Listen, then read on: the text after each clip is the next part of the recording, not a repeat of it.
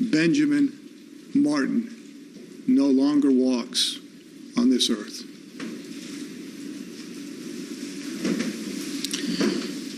The defendant in this case, George Zimmerman, acted upon those assumptions. And because of that, a young man, a 17-year-old man, a barely 17-year-old man, I think he was 3 weeks past his birthday, is dead.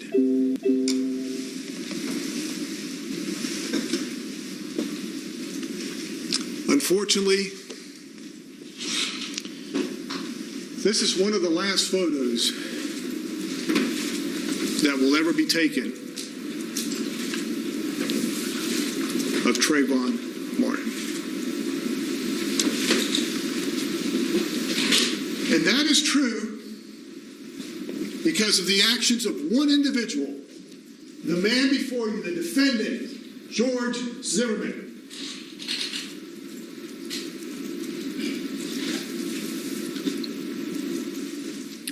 A man who, after shooting Trayvon Martin,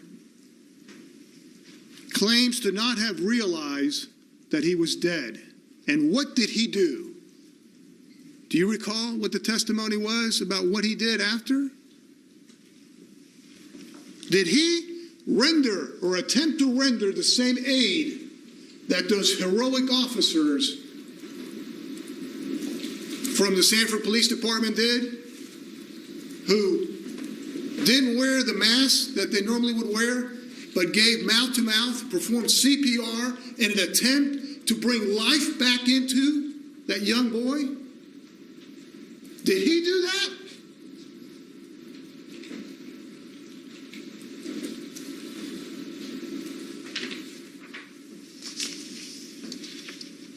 Recall also what happened when Mr. Manalo came out. And recall also what happened when the officer came out and that they handcuffed him. And recall what he told Mr. Manalo, please call my wife. And then apparently Mr. Manalo was taking too long or something. And he said, just tell her I killed him. Just kind of matter of fact.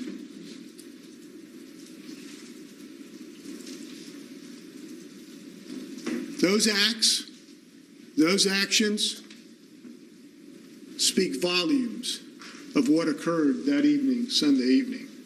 And they speak volumes of this defendant's actions.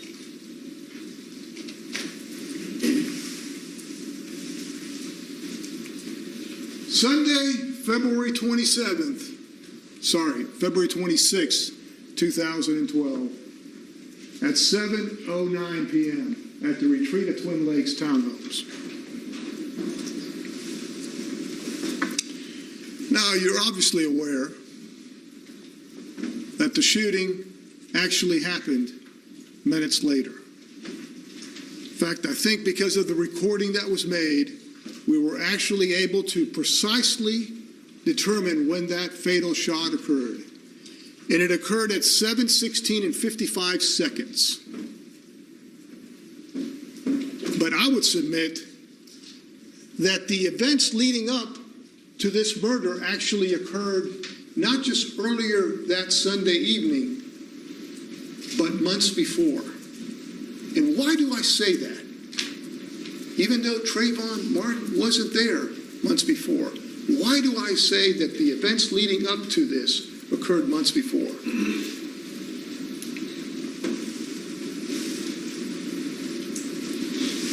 You recall the testimony of several people, but most importantly, the evidence you heard from this defendant's mouth when he was being interviewed by Investigator Singleton. When she first said something to the effect of, well, tell me what happened out there. I wasn't out there. I haven't gone to the scene. And what did he first say? 950. This is the correct one? Okay. So you live at 1950 Treeview Circle.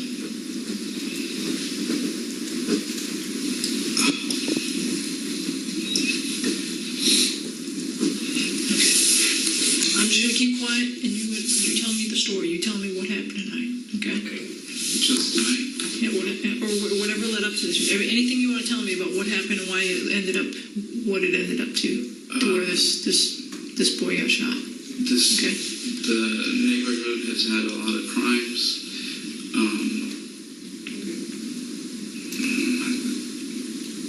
My wife saw our neighbors get broken into and she got scared. Are you talking about the residents or vehicles? The residents, Okay. while it was occupied. So I decided to start a neighborhood watch program in my neighborhood. Okay, what is the name of the neighborhood? Retreat at Twin Lakes. Now, those actions weren't anything sinister or terrible or evil or of ill will. Those were actions that occur throughout the United States in many cities, unfortunately, where crimes occur in a neighborhood and people get together and form neighborhood watches or other associations to deal with it. There's nothing sinister or wrong with that. But in this particular case, it led to the death of an innocent 17-year-old boy. Because this defendant made the wrong assumption. He profiled him as a criminal. He assumed certain things, that Trayvon Martin was up to no good. And that is what led to his death.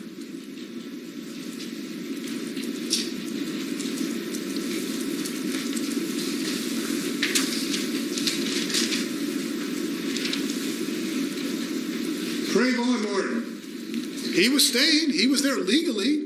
He hadn't broken in or sneaked in or trespassed. He was there legally. He went to the 7-Eleven store earlier that evening. He bought what? What did he buy? What was his crime? He bought Skittles and some kind of watermelon or iced tea or whatever it's called. That was his crime.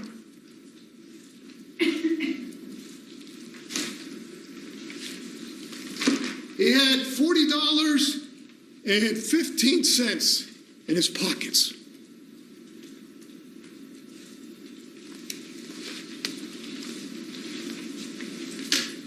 He was wearing a photo button, and he was speaking to a girl in Miami. He was minding his own business. But apparently, this defendant decided that he was up to no good, that the victim was up to no good.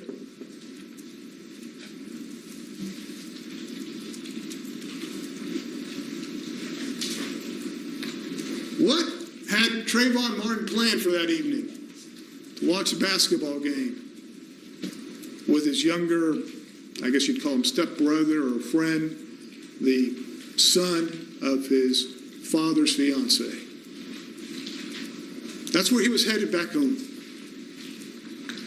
You know, this wasn't at 2 o'clock in the morning or partying somewhere. Not that that would in any way minimize it, but he was just doing a normal everyday thing. He went to the store, got something, got some Skittles and some tea or drink, and was just walking back.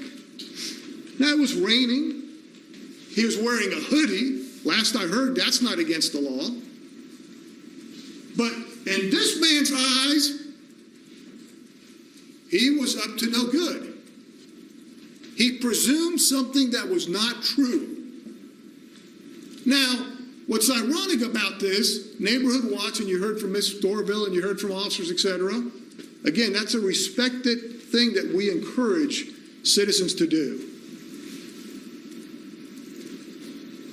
But in this particular case, he didn't even bother to find out if he thought he was up to no good. He called the police, the non-emergency number, but then he followed him. He tracked him. Because in his mind, in the defendant's mind, this was a criminal. And he was tired of criminals